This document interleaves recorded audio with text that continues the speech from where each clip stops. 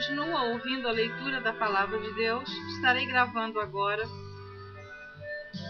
capítulo 4 do livro de Atos, a partir do versículo 32, cujo título diz assim: A comunidade de bens entre os primeiros cristãos, Ananias e Safira. E era o coração e a alma da multidão dos que criam, e ninguém dizia que coisa alguma do que possuía era sua própria, mas todas as coisas lhes eram comuns. E os apóstolos davam com grande poder testemunho da ressurreição do Senhor Jesus, e em todos eles havia abundante graça. Não havia, pois, entre eles necessitado algum, porque todos os que possuíam herdades ou casas, vendendo-as, traziam o preço do que fora vendido e o depositavam aos pés dos apóstolos. E repartia-se cada um segundo a necessidade que cada um tinha. Então José, cognominado pelos apóstolos Barnabé, que traduzido é filho da consolação, levita natural de Chipre, possuindo uma herdade, vendeu-a e trouxe o preço e o depositou aos pés dos apóstolos. Capítulo 5 do livro de Atos. Mas um certo varão chamado Ananias, com Safira, sua mulher, vendeu uma propriedade e reteve parte do preço, sabendo-o também sua mulher. E levando uma parte, a depositou aos pés dos apóstolos. Disse então Pedro: Ananias, por que encheu Satanás o teu coração, para que mentisse ao Espírito Santo e retivesses parte do preço da herdade? Guardando-a, não ficava para ti? E vendida não estava em teu poder? Por que formaste este desígnio em teu coração? Não mentiste aos homens, mas a Deus. E Ananias, ouvindo estas palavras, caiu e expirou. E um grande temor veio sobre todos os que isto ouviram. E levantou-se os jovens, cobriram o morto e, transportando-o para fora, o sepultaram. E passando um espaço quase de 3 horas, entrou também sua mulher, não sabendo o que havia acontecido. E disse-lhe Pedro: Dize-me, vendeste, portanto, aquela herdade? E ela disse: Sim, portanto. Então Pedro lhe disse: Por que é que entre vós vos concertastes para tentar o Espírito do Senhor? Eis aí à porta os pés dos que sepultaram o teu marido, e também te levarão a ti.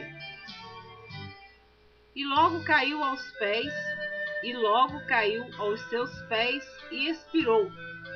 E entrando os jovens, acharam-na morta, e a sepultaram junto de seu marido.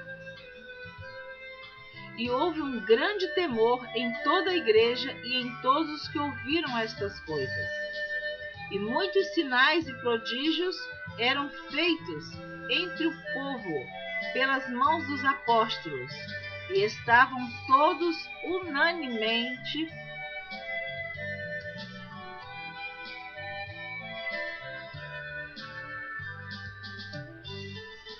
Vou repetir a partir do versículo 11. E houve um grande temor em toda a igreja e em todos os que ouviram estas coisas.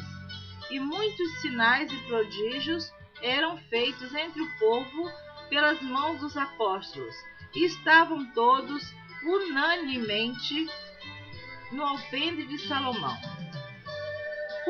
Quanto aos outros, ninguém ousava juntar-se com eles, mas o povo tinha-os em grande estima. E a multidão, os que criam no Senhor, tanto homens como mulheres, crescia cada vez mais, de sorte que transportavam os enfermos para as ruas e os punham em leitos e em camilhas, para que, ao menos, a sombra de Pedro, quando este passasse, cobrisse alguns deles. E até nas cidades circunvizinhas concorria muita gente a Jerusalém, conduzindo enfermos e atormentados de espíritos imundos, os quais todos eram curados. Os apóstolos, milagrosamente tirados da prisão, dão testemunho perante o Sinédrio, o conselho de Gamaliel. E levantando-se o sumo sacerdote e todos os que estavam com ele, e eram eles da seita dos saduceus, encheram-se de inveja. E lançaram mão dos apóstolos e os puseram na prisão pública. Mas de noite um anjo do Senhor abriu as portas da prisão e, tirando-os para fora, disse: Ide, apresentai-vos no templo e dizei ao povo todas as palavras desta vida. E ouvindo eles isto, entraram de manhã cedo no templo e ensinavam.